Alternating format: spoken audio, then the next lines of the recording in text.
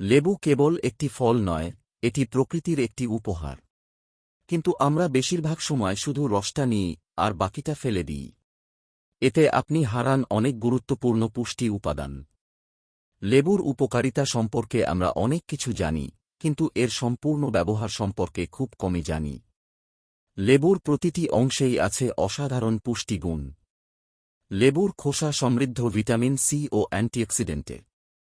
এটি আপনার ত্বক ও রোগ প্রতিরোধ ক্ষমতা উন্নত করে।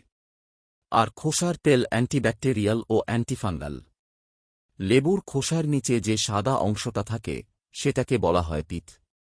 এই অংশে থাকে আঁশ বা ফাইবার, যা হজম ভালো করে এবং দীর্ঘ সময় ধরে আপনাকে তৃপ্ত রাখে।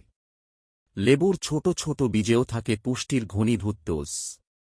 এতে থাকে লিমোনিন ও ফাইটোকেমিক্যাল, যেগুলো অ্যান্টিঅক্সিডেন্ট ও অ্যান্টি ইনফ্লেমেটরি।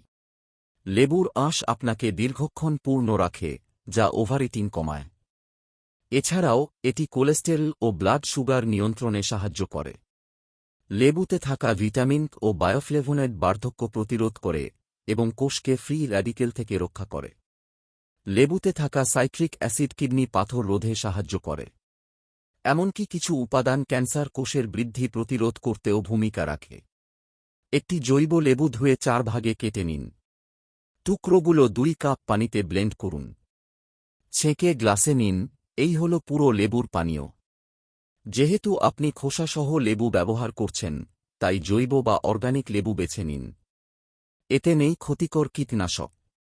পরের বার লেবু ব্যবহার করলে শুধু রস নয়, খোসা, সাদা অংশ আর বীজও কাজে লাগান। কারণ পুরো লেবুই একটা প্রকৃতির সুপারফুড। আপনি যদি এমন স্বাস্থ্য সচেতন ভিডিও পছন্দ করেন, তাহলে লাইক দিন, সাবস্ক্রাইব করুন আর বন্ধুদের সঙ্গে শেয়ার করুন।